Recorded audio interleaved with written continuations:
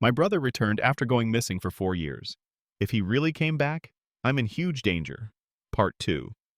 Although they were in void, the eyes were still visible somehow. It was as if they were emitting a soft light underneath the surface.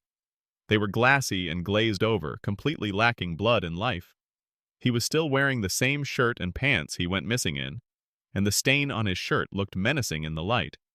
It looked oozing, pulsing, crawling, as if filled with worms and maggots. His hands and arms were at his sides, swaying gently with rage. In his right hand was a knife that looked sickly familiar.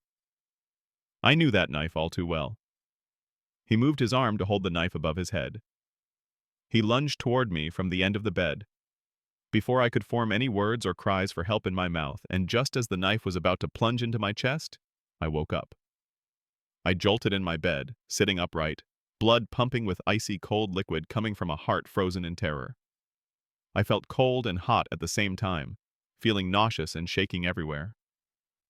I began to feel bile forming in my throat, so I moved my feet to the side of my bed to go to the bathroom. That's when I noticed it.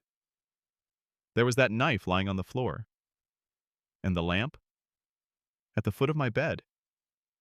At this point, I ran to the bathroom to do my business. After I was done, I was still shaking, so I splashed my face with cool water. It seemed to do the trick for a little, so I headed back to my bed. The door was closed, which was wrong, since I left it open to go to the bathroom, using the light from my room to navigate the hall.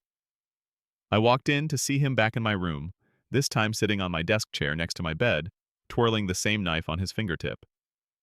I stood there, still frozen, before the fight or flight response kicked in. "I was going to kill you the night I went missing," he said, with that same unnatural grin on his face with way too many teeth. "But obviously, you knew that." Now the response kicked in.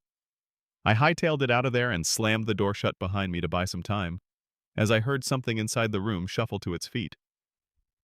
I bolted downstairs to the front door, ready to grab my keys and spend the night anywhere else but where he was. As I put my hand in the bowl, I felt a lifeless, cold hand already there. "Looking for these, you little shit?" he asked slyly. He was dangling the keys in front of me, and I was briefly left wondering, how the fuck did he get here before me? How the fuck is he even here?